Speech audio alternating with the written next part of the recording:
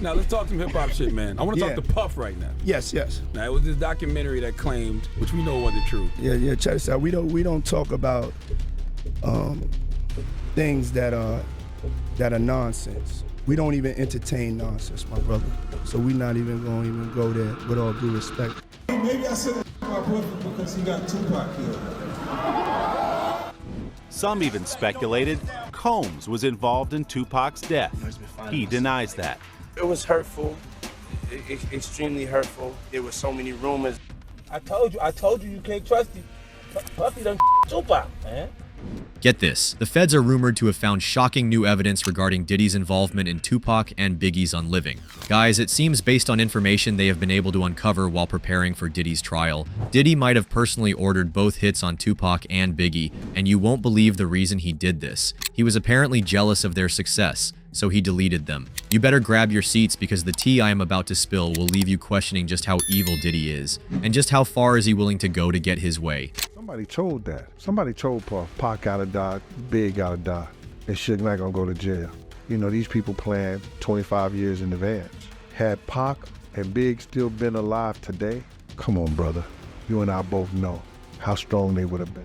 Now, this is the story the hip-hop world still can't stop whispering about, the jealousy, betrayal, and deadly fallout that shaped the most infamous feud in music history. And at the center of it all, Diddy Combs, Tupac Shakur, and the Notorious B.I.G. are three names that remain legendary, but for reasons that go far beyond the music. You see, despite what hit the news, turns out not everything was as it seemed with these three behind the scenes. But as we have come to learn, where Diddy is involved, nothing is as it seems. And that's why word on the street is that the feds believe that Diddy was more involved in their unaliving than people previously thought. I think it's safe to say the feds believe that Diddy might have been the mastermind behind both their tragic endings. And it's no surprise people have been saying this for years. According to Kirk Burrowes, a former president of Bad Boy Records, Diddy was extremely jealous from the moment Tupac and Biggie connected. Guys, he said it loud and clear, Diddy was on the sidelines, watching a friendship bloom between Pac and Biggie that didn't include him, and it drove him crazy. Diddy admired Pac and studied his music, especially I Get Around,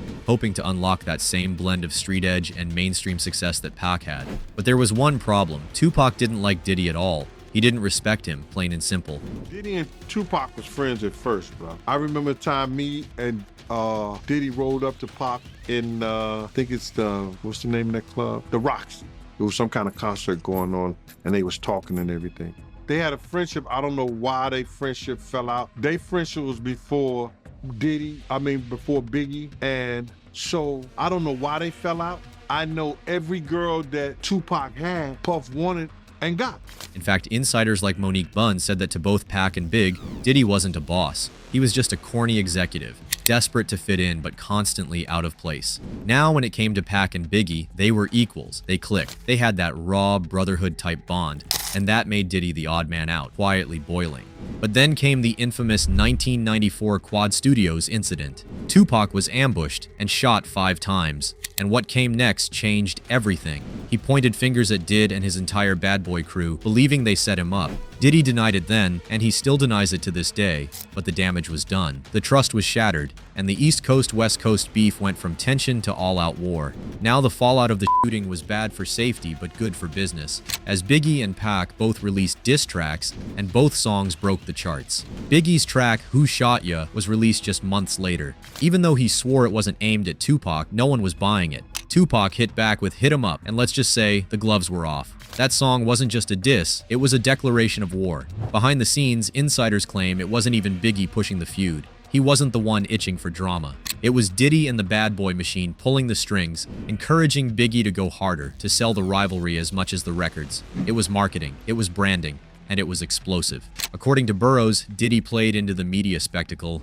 feeding the feud like it was part of the business plan. But there's more. As Biggie's star rose, so did the friction behind the scenes. Word is, Biggie was planning to leave Bad Boy entirely. He wanted out. He wanted his publishing rights back. He wanted independence. And Diddy? Not a chance. According to The Big Payback, Combs told Biggie's lawyers he'd never give up those rights not until he was dead and his bones were crushed into powder. This wasn't just about loyalty, it was about control. People close to Biggie, like Monique Bunn, say he confided in them he was absolutely leaving Puff. And apparently, he wasn't the only one. Everybody leaves him, said another source. It paints a picture of a man who built an empire, yes, but may have kept his stars locked in with golden handcuffs. But then came tragedy. Tupac was down in Las Vegas in 1996. Pac had attended a Mike Tyson heavyweight match at the MGM Grand Hotel along with Suge Knight, who had just signed Tupac to his label Death Row Records in the fall of 1995. Later that evening, when Pac and Suge were driving to Suge Knight's nightclub, they were shot at multiple times while stopped at a red light. Pac sustained multiple injuries and died 6 days later on September 13, 1996. Suge Knight blamed Diddy immediately. Soon after, Bad Boy employees started receiving threats. According to one former staffer, dodging bullets wasn't in their job description, but that's exactly what it felt like. The streets were on fire. Then 6 months later, Biggie was unalived in a drive-by in Los Angeles, in an almost identical way to Pac's unaliving. Coincidence? The feds don't think so. It's only what could have been. Los Angeles police are investigating the death of rapper Notorious B.I.G, also known as Biggie Smalls. He was gunned down early today. The rap star, whose real name is Christopher Wallace, had just left the Soul Train Awards party and was sitting in his car when a vehicle drove by and someone opened fire. Biggie was going to his car, and we heard the shots rang out, everyone started running, but at the time we didn't know that it was Biggie that got shot. Wallace was pronounced dead after being rushed to a nearby hospital. So far, police say they have no suspects. There are just too many similarities for it not to be the same person who ordered both hits. Now the big question is who stood to gain the most when Biggie and Pac were out of the picture? Yep, you guessed it, Diddy. You see, after Biggie's death, Diddy didn't exactly take a backseat to mourn. He went straight into damage control and then into full throttle business mode. First, he fought to regain the rights to Biggie's music, a move that raised questions even among those close to the Bad Boy empire. But there was already trouble brewing before the tragedy. After Tupac was deleted, Biggie started waking up to how the game was really played. He urged to leave Bad Boy Records grew even more. He wanted to take control of his career and legacy. But Diddy, he wasn't about to let that happen. And then comes the moment that still rubs people the wrong way to this day. Rolling Stone magazine wanted to pay tribute to Biggie by putting him on the cover after his death, a fitting honor for one of the greatest to ever touch a mic. But Diddy said no. Why? Because he wanted to be on the cover instead to promote his own debut album, No Way Out. Think about that. While the world was grieving, Diddy was setting the stage for his own spotlight, and he didn't stop there. According to another former Bad Boy staffer, Brookshire, who had been riding in the same SUV as Biggie during press events the day before he was deleted, she asked for time off to grieve.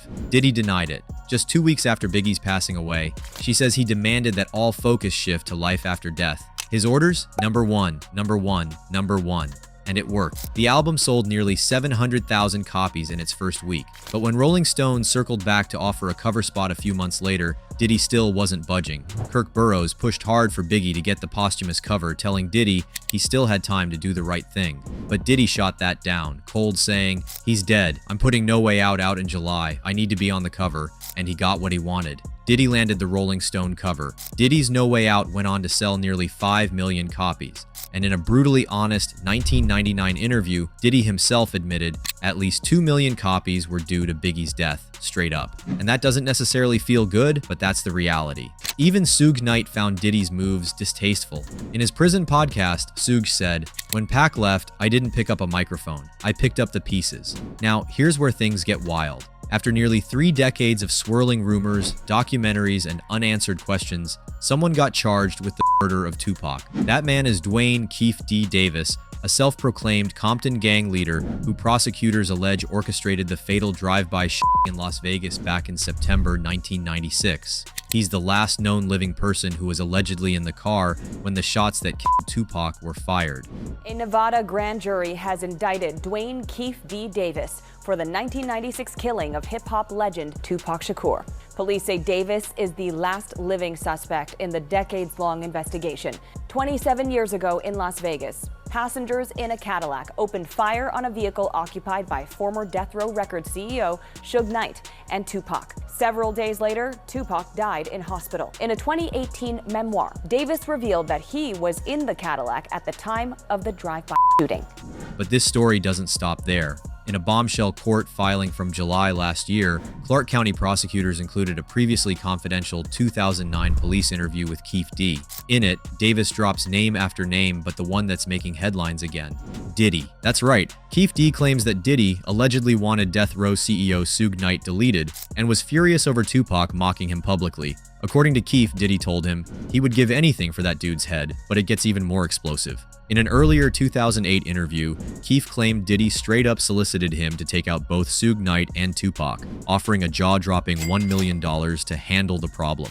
That claim got listed in DEA and DOJ reports late last year, which only surfaced publicly as part of Diddy's ongoing cases. Still, no other witnesses or solid evidence have ever corroborated Keefe's $1 million hit job accusation. And Diddy, he's always denied it, calling it completely false and beyond ridiculous in a 2008 statement to All Hip Hop. Here's where things take a dark and tangled turn. Behind the scenes, federal investigators have been quietly working alongside Vegas prosecutors, piecing together a much broader web that connects Tupac's murder to a network of gang activity, 90s celebrity figures, and potential criminal conspiracies. And guess what? Some of the same federal agents involved in that probe are also the ones investigating Diddy's current federal trafficking case. Let that sink in.